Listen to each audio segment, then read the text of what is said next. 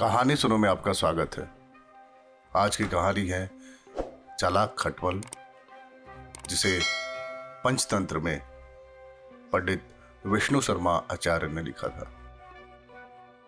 एक राजा के शयन कक्ष में मंद विसर्पिणी नाम की जू ने डेरा डाल रखा था। रात को जब राजा सोने जाता तो वो चुपके से बाहर निकलती और राजा का खून चूसकर फिर अपने स्थान पर जा छिपती। संयोग से एक दिन अग्निमुख नाम का एक खटमल भी राजा के शयन कक्ष में आ पहुंचा। जू ने जब उसे देखा तो वहां से चलने को कहा। उसे अपने अधिकार क्षेत्र में किसी अन्य का दखल सहन नहीं था, लेकिन खटमल भी कम चतुर नहीं था। बोला, देखो, मेहमान से इस तरह बर्ताव नहीं किया जाता।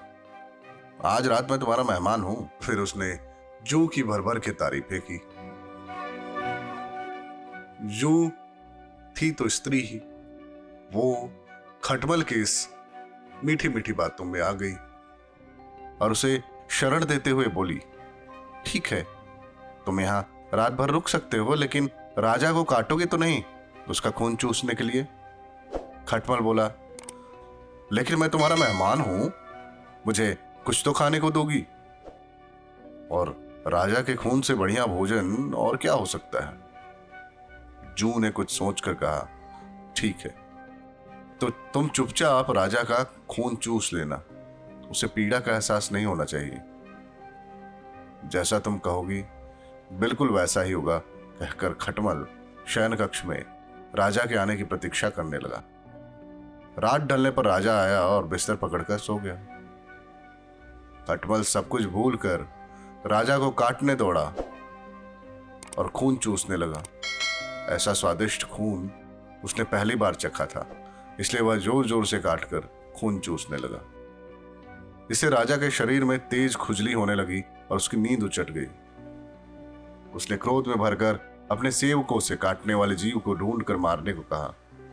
यह सुनकर चतुर खटमल तो पलक के पाए के नीचे छिप गया, लेकिन चादर के कोने पर बैठी जू राजा के सेवकों की नजर में आ गई।